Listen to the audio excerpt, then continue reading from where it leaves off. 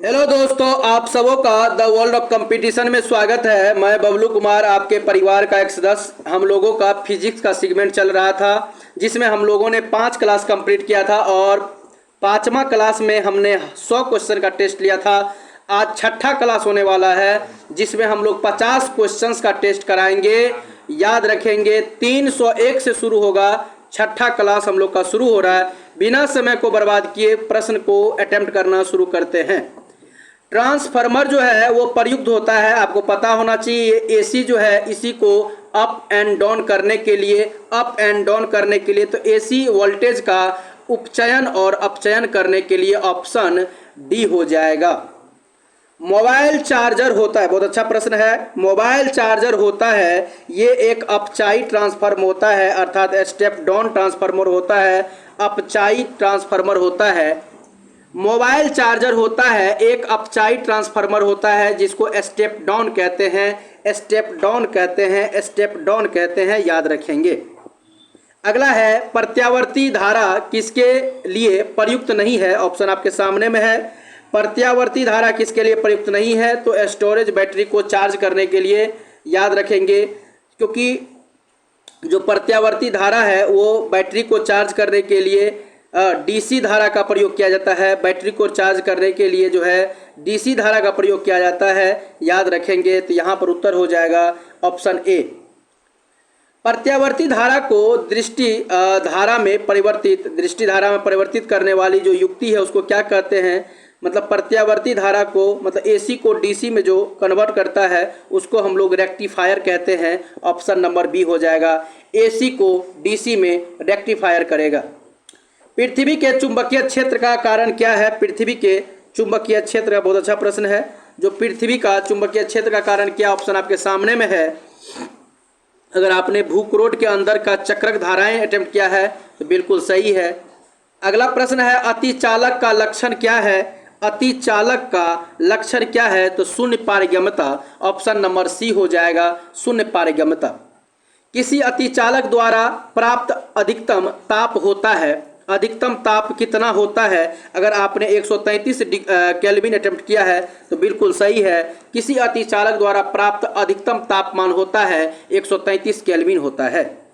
अगला प्रश्न है, नव आविष्कृत उच्च ताप अतिचालक है। अगर आपने सिरेमिक ऑक्साइड चुना है तो आपका सही है।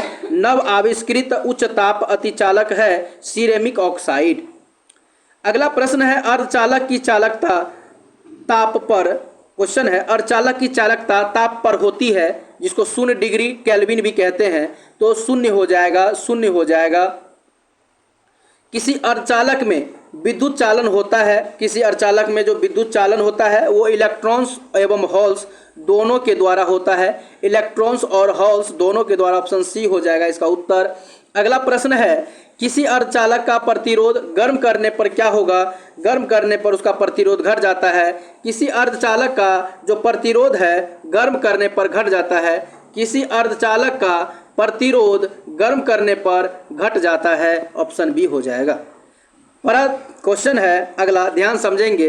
कहता है, परत शून्य द्रव तापमान, परम यहाँ होना चाहिए, परम, परत नहीं पढ़िएगा इसको, परम होगा, मोब समझना है। परम शून्य तापमान, मेरे बातों पर ध्यान देंगे। परम शून्य तापमान पर अर्धचालकों में विद्युत प्रतिरोध हो जाता है, अनंत हो जाता है, याद रखेंगे, अनंत हो जाता है। अर्धचालक का विद्युत प्रतिरोध, परम तापमान पर विद्युत चालक का प्रतिरोध जो है वो अनंत हो जाता है, याद रखेंगे। अगला है, निम्न में से कौन सी धातु अर्धचालक की तरह ट्रांजिस्टर में प्रयोग होता है? अगर आपने इसका उत्तर जर्मेनियम यूज किया है तो बिल्कुल ऑप्शन के हिसाब से सही है। ट्रांजिस्टर बनाने के लिए सर्वाधिक प्रयुक्त पदार्थ कौन सा है? अगर आपने जर्मेनियम ऑप्शन में नहीं है, सिलिकॉन अटेम्प्ट किया है तो आपका उत्तर बिल्कुल सही है, सिलिकॉन बिल्कुल सही है। अगला प्रश्न है, तरित से वृक्ष में आग भी लग सकती है क्योंकि उसमें अत्यधिक मात्रा में होता है। अगर आपने अत्यधिक मात्रा में विद्युत ऊर्जा अटेम्प्ट किया है तो बिल्कुल आपका सही है, ऑप्शन बी हो जाएगा। निम्न तत्वों में कौन अर्धचालक है? निम्न तत्वों में कौन अर्धचालक? अगर आपने सिलिकॉन अटेम्प्ट किया है तो बिल्कुल सही है। कहता है, साइक्लोट्रॉन किस को त्वरित करने के लिए प्रयुक्त होता है? अगर आपने ऑप्शन के हिसाब से अगर अटेम्प्ट करेंगे, क्वेश्चन है साइक्लोट्रॉन किसको त्वरित करने के लिए प्रयुक्त किया जाता है? साइक्लोट्रॉन, अगर आपने इसका उत्तर प्रोटॉन लिखा है तो सही है। साइक्लोट्रॉन प्रोटॉन को करने के लिए किया जाता है।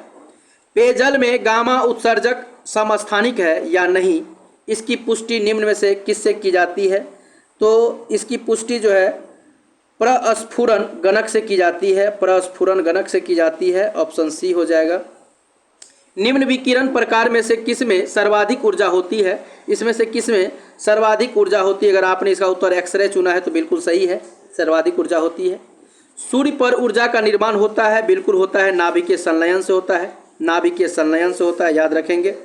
अगला प्रश्न है तारे अपनी ऊर्जा निम्न में से किस प्रकार प्राप्त करता है? तो तारा जो अपना ऊर्जा नाभिकीय संलयन से प्राप्त करता है, इसी को संयोजन कहते हैं। ऑप्शन ए हो जाएगा। अगला प्रश्न है एक कृत्रिम उपग्रह में विद्युत ऊर्जा का स्रोत क्या है? एक कृत्रिम उपग्रह में विद्युत ऊर्जा का स्रोत क्या है? तो याद रखेंगे, कोई भी कृत्रिम उपग्रह है उसमें विद्युत ऊर्जा का जो स्रोत है, प्रश्न है उसमें विद्युत ऊर्जा का जो स्रोत है वो जनरली सौर सेल है, याद रखेंगे। अगला प्रश्न है निम्न में से कौन सा तत्व सोलर सेल में उपयोग किया जाता है?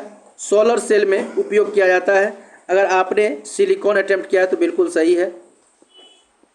प्रकाश वोल्टीय सेल क्या है? प्रकाश वोल्टीय सेल एक सौर सेल है। परमाणु रिएक्टर क्या है? अगर परमाणु रिएक्टर पूछा है क्या है, तो अगर आपने आणविक भट्टी चुना है, ऑप्शन डी बिल्कुल सही है। आधुनिक आयुर्वैज्ञानिक विज्ञान में नाभिकीय औषधियाँ नैदानिक और उपचार के प्रभावी उपकरण के रूप में उभर रहा है। अगर आपने इसका ऑप्शन आधुनिक वैज्ञानिक आयुर्वैज्ञानिक, ठीक ना, तो ये प्रश्न है। अगर आपने जो आयुर्वैज्ञानिक है उसके बारे में पूछा है, तो अगर आपने इसका उत्तर रेडियो आइसोटॉप्स सुना है, रेडियो आइसोटॉप्स, तो सही है, रेडियो आइसोटॉप्स सी हो जाएगा। भारत में प्रचुर मात्रा में उपलब्ध महत्वपूर्ण नाभिकीय ईंधन कौन सा है?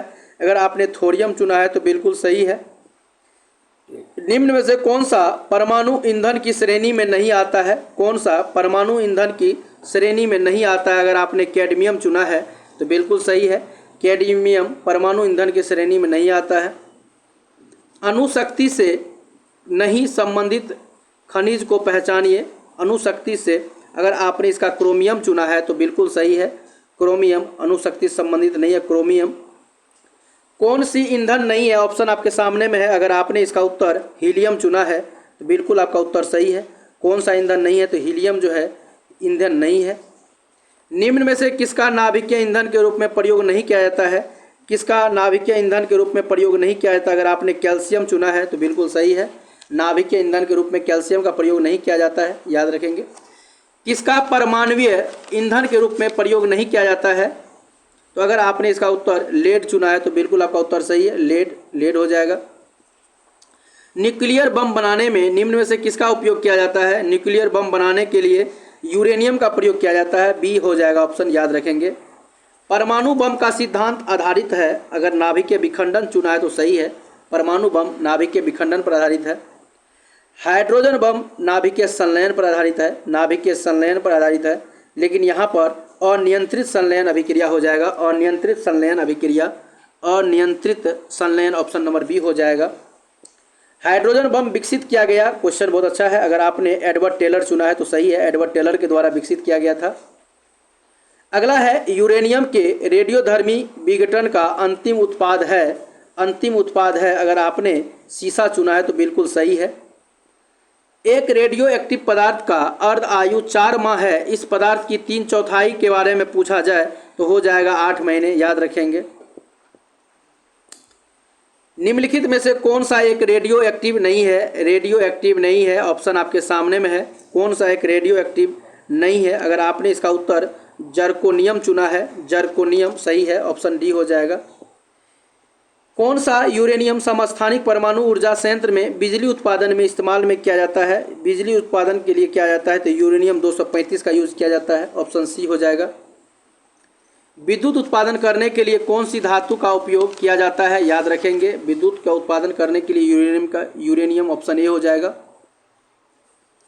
रेडियोधर्मी पदार्थ उत्सर्जित करता है, बहुत अच्छा प्रश्न है, कंसंट्रेट, पैसेंस से आप टेस्ट लगाते रहें। अपनी स्कोरिंग भी तय करते रहें, और जो क्वेश्चन का उत्तर आपसे नहीं बनेगा उसको भी आप मेरा उत्तर सुनने के बाद तैयार करते रहें, और हो सके तो कुछ दिन के बाद, 2 दिन के बाद, 1 दिन के बाद, या हो सके तो 2 घंटा के बाद इसे फिर से एक बार रिवीजन लगा लें, तो आपका पकड़ इस पर 100% बन जाएगा। कंसंट्रेट होकर लगाते रहें, बहुत अच्छा। और टाइम मैनेजमेंट हम विशेष ध्यान रख रहे हैं। चलिए आगे क्वेश्चन लगाते हैं। कहता है रेडियोधर्मी पदार्थ उत्सर्जित करता है, रेडियोधर्मी जो पदार्थ है उत्सर्जित करता है, तो अल्फा, बीटा और गामा उपयुक्त सभी हो जाएगा, उपयुक्त सभी हो जाएगा। भारत का प्रथम परमाणु संयंत्र कौन सा है? भारत का प्रथम परमाणु संयंत्र कौन सा है? तो तारापुर हो जाएगा, तारापुर हो जाएगा। ध्रुव पूर्णिमा और साइरस में क्या संबंध है? ध्रुव पूर्णिमा और साइरस में संबंध यही है कि ये सभी शोध रिएक्टर है, ये सभी शोध रिएक्टर, ऑप्शन ए हो जाएगा। अगला प्रश्न, ये तो दिख नहीं पा रहा है, तो इस प्रश्न का आप नंबर आप जोड़ लीजिए, इस प्रश्न का नंबर आप जोड़ लीजिए, लेकिन मैं कोशिश करता हूँ पढ़ने का। भारत के, इसके बाद तो दिख नहीं पा रहा है, चलिए इस प्रश्न को स्किप कर दीजिए। अगला प्रश्न है, कल्पक्कम प्रसिद्ध है, कल्पक्कम जो है वो प्रसिद्ध है परमाणु शक्ति संयंत्र के लिए, परमाणु शक्ति संयंत्र के लिए, ऑप्शन नंबर ए हो जाएगा, परमाणु शक्ति संयंत्र के लिए ऑप्शन ए हो जाएगा।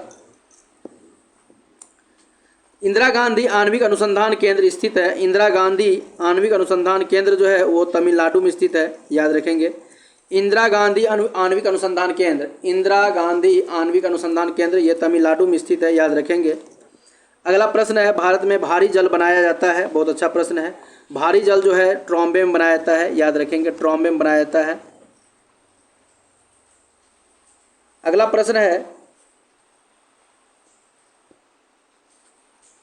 कि भारत के निम्नलिखित में से कौन सा परमाणु संयंत्र, प्रश्न है यहाँ पर, इससे पहले 348 था, इस प्रश्न का रिपीटेशन फिर से हो गया तो कोई दिक्कत नहीं है। वो जो पीछे का प्रश्न था जिसको हमने बताया था कि नहीं दिख पा रहा है, वो प्रश्न हमारा आगे आ गया है, आप चिंता न करें, वो प्रश्न आगे आ गया है। तो भारत के जो न्यूक्लियर रिएक्टर्स में कौन सा ईंधन प्रयुक्त होता है? तो यूरेनियम 238 हो जाएगा। तो जो पीछे प्रश्न हम बोले थे कि नहीं दिख पा रहा है, वो प्रश्न हमारा आगे दिख रहा है, फिर से रिपीट हुआ है, तो बहुत अच्छा है, यूरेनियम 238 हो जाएगा। बाकी अभी आपने कल्पक्कम अभी जस्ट मारा परमाणु शक्ति संयंत्र के लिए। इंदिरा गांधी आणविक अनुसंधान तमिलनाडु के में है। भारत में भारी जल ट्रॉम्बे में, बिल्कुल सही है। तो ये रहा 349। भारत का निम्नलिखित में से कौन सा परमाणु संयंत्र 4 भूकंपीय पेटी में अवस्थित है? बहुत अच्छा है, अगर आपने नरोरा अटेम्प्ट किया है तो बिल्कुल सही है। लास्ट प्रश्न है इस टेस्ट का, वह परमाणु ऊर्जा संयंत्र जो हाल ही में सक्रिय हुआ स्थापित है वह कहाँ हुआ है? तो अगर आपने केगा अटेम्प्ट किया है, केगा में, तो बिल्कुल सही है, याद रखेंगे। केगा कर्नाटक में पड़ जाता है, तो केगा गांव है, कर्नाटक में पड़ेगा। तो ऑप्शन नंबर आपका बी हो जाएगा। तो इस तरह से हम लोगों का 6ठा टेस्ट कंप्लीट हुआ, हम लोग का 350 तक क्वेश्चन कंप्लीट हुआ। 650 हम लोग लगाएंगे, मतलब जो है अभी हमारे पास 300 प्रश्न और बच गया फिजिक्स में इम्पोर्टेंट क्वेश्चन लगाने के लिए। तो चिंता करने की बात नहीं है, अगला हम 7वां टेस्ट लेकर आएंगे। धन्यवाद।